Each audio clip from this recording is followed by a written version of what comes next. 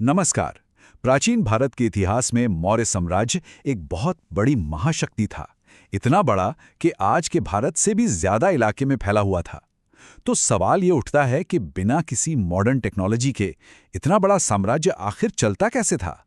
वो कौन सी इकोनॉमिक और एडमिनिस्ट्रेटिव सिस्टम्स थी जो इसकी रीढ़ की हड्डी बनी?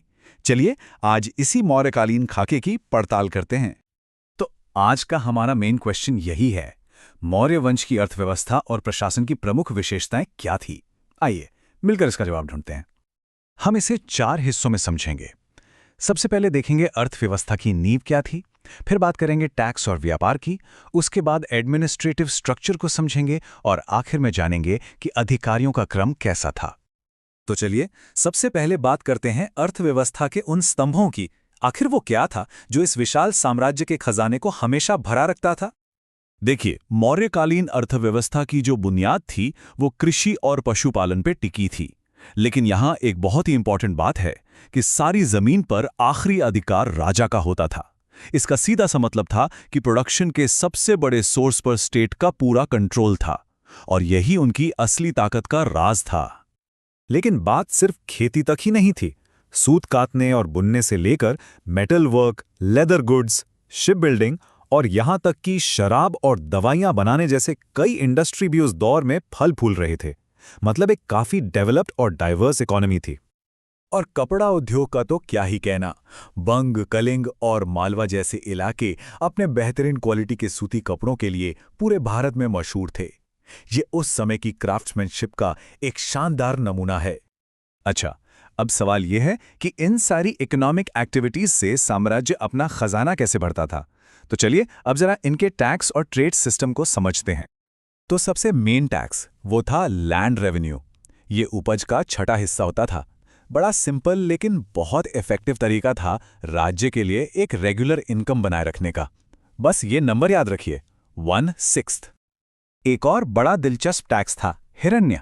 इसे अनाज के रूप में नहीं बल्कि कैश में, यानी सोने चांदी के सिक्कों में चुकाया जाता था।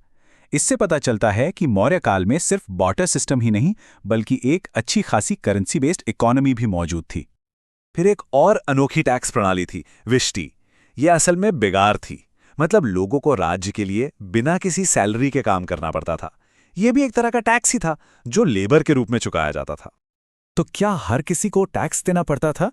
नहीं, कुछ गांवों को पारिहारिक का दर्जा दिया गया था, जिसका मतलब था कि उन्हें टैक्स से पूरी तरह छूट मिली हुई थी। ये दिखाता है कि टैक्स सिस्टम सख्त तो था पर जरूरत के हिसाब से फ्लेक्सिबल भी था। व्यापार पर भी टैक्स लगता था, बिल्कुल। देश में बनी चीजों पर 4% सेल्स टैक्स था, जबकि जो सामान बाहर से आता था यानी इंपोर्टेड गुड्स, उस पर 10% टैक्स वसूला जाता था। उस समय चीन से रेशम का इंपोर्ट एक बहुत बड़ा ट्रेड था, तो सोचिए उस पर कितना ज्यादा टैक्स लगता होगा। तो हमने इकोनॉमी और टैक्स सिस्टम को समझ लिया।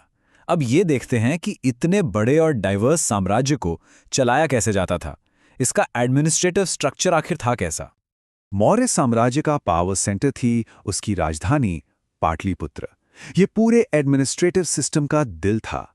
यहीं से पूरे साम्राज्य के लिए नीतियां बनती थीं और शासन चलता था। बेहतर एडमिनिस्ट्रेशन के लिए साम्राज्य को 5 बड़े प्रांतों में बांटा गया था। पूर्वी प्रांत की राजधानी थी तोसली, दक्षिणी की सुवर्णगिरी, उत्तरी की तक्षशिला, पश्चिमी की उज्जैनी और जो सेंट्रल प्रांत था उसकी राजधानी तो खुद पाटलिपुत्र ही थी।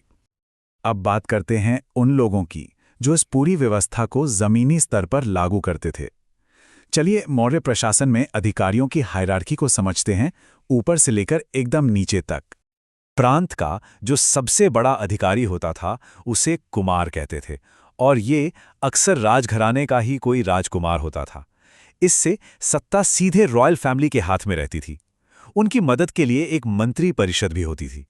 प्रांतों को फिर जिलों में बांटा गया था और जिले के हेड को प्रादेशिक कहते थे। इनकी एक बहुत अहम जिम्मेदारी थी जमीन को मापना, जो लैंड रेवेन्यू वसूलने के लिए बहुत जरूरी था। एक और इंपॉर्टेंट ऑफिशियल था रज्जुक।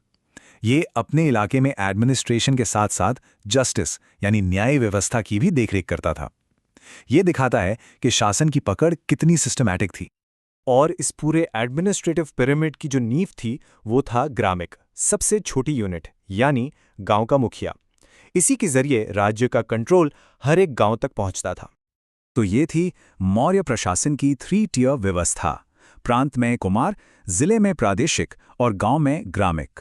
ये एक इतना क्लियर और ऑर्गेनाइज्ड स्ट्रक्चर था जो ये पक्का करता था कि सम्राट का हुक्म राजधानी से लेकर देश के सबसे दूर दराज गांव तक पहुंचे। तो आखिर में सवाल यही उठता है कि इतनी शानदार और ऑर्गेनाइज इकोनॉमिक और एडमिनिस्ट्रेटिव सिस्टम होने के बाद भी मौर्य साम्राज्य आखिर कितना टिकाऊ साबित हुआ। ये एक ऐसा सवाल है जिस पर सोचना वाकई दिलचस्प है।